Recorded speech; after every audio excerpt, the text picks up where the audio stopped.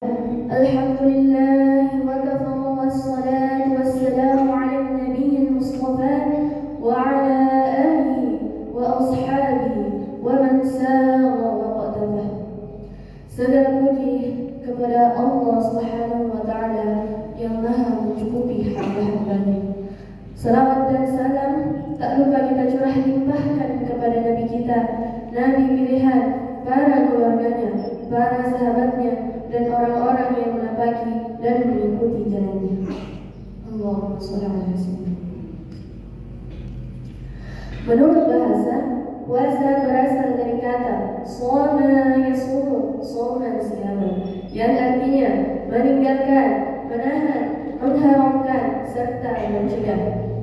Adapun menurut syariat, huwa imtina'u, yaitu meninggalkan atau menahan, 'anil akli dari makan, wasyurbi dan minum, wal jima'i dan jima', wa kulli mufaddal segala perkara yang membatalkannya. Min tulu'il fajri, dari terbitnya fajar, ila ghurubish syamsi, sampai terbenamnya matahari. Jemaah rahimakumullah, berpuasa di bulan Ramadan ialah wajib adanya dengan syarat Islam, balik, berakal, serta mampu untuk mengerjakannya. Maksud dari keempat syarat ini Bapak Ibu ialah yang pertama, Islam.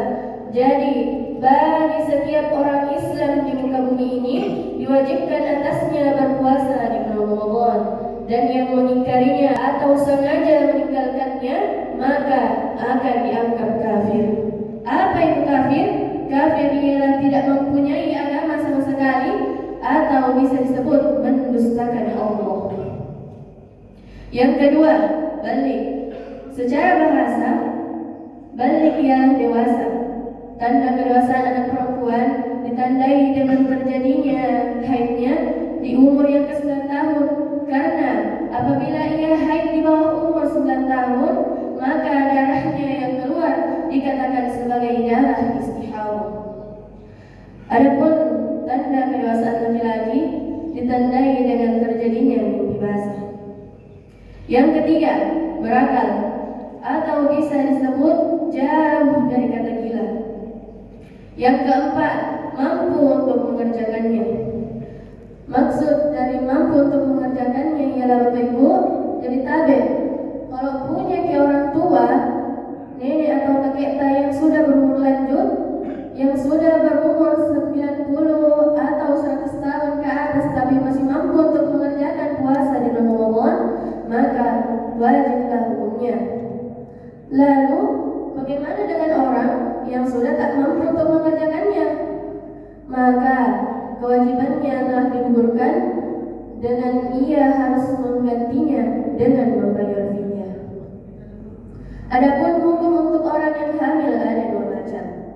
Ialah yang pertama, jika ia hanya memikirkan kondisi tubuhnya sendiri, maka ia hanya diwajibkan untuk menggantinya di hari yang lain.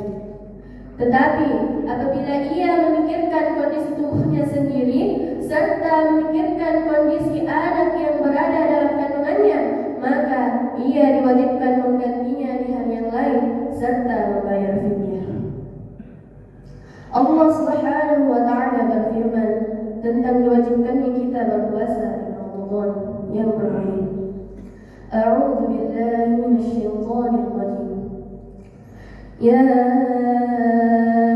ayyuhalladzina amanu kama kutiba 'alaikumus shiyam kama kutiba 'alal ladzina min qablikum la'allakum tattaqun. Yang artinya, wahai orang-orang yang beriman, diwajibkan atas kamu berpuasa sebagaimana diwajibkan atas orang-orang sebelum kamu agar kamu bertakwa.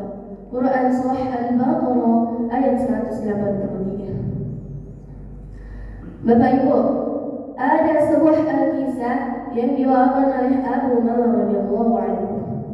Ia pernah mendengar Rasulullah SAW bercerita. Di dalam cerita tersebut, Rasulullah saat itu sedang tidur. Kemudian ia didatangi oleh dua orang lelaki yang kemudian menarik tangannya lalu membawanya ke sebuah gunung seraya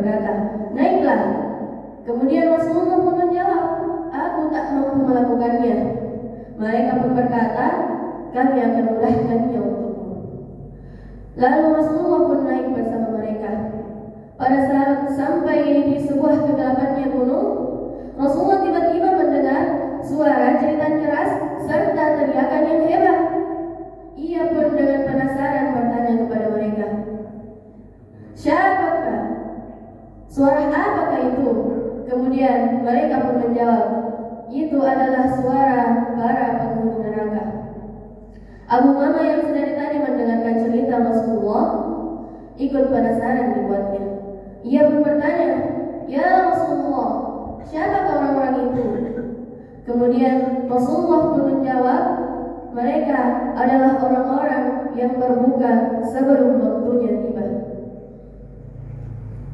Jadi kesimpulan dari cerita tadi ialah menunjukkan betapa pedihnya siksaan bagi orang-orang yang berbuka sebelum waktunya tiba, atau bisa disebut mokil di tengah perjalanan. Karena berhubung besok sudah Lebaran, jadi insyaallah apa yang telah saya sampaikan bisa menjadi bekal untuk kita di bulan Ramadan yang akan datang. Dan semoga Allah Subhanahu wa taala memberikan kita rahmat agar kita dapat bertemu kembali di bulan Ramadan selanjutnya. Selamat Hari Raya Idul Fitri. Mohon maaf jika ada kesalahan karena saya hanyalah santri biasa yang tak luput dari namanya kesalahan. Dan juga yang sempurna itu hanyalah milik Allah Subhanahu wa taala. Unzur man qala wa la tanzur man qala. Lihatlah apa yang disampaikan dan jangan lihat siapa yang menyampaikan. Wabillahi taufiq wa da'wat wal irsyad bil ikhlas. Wassalam.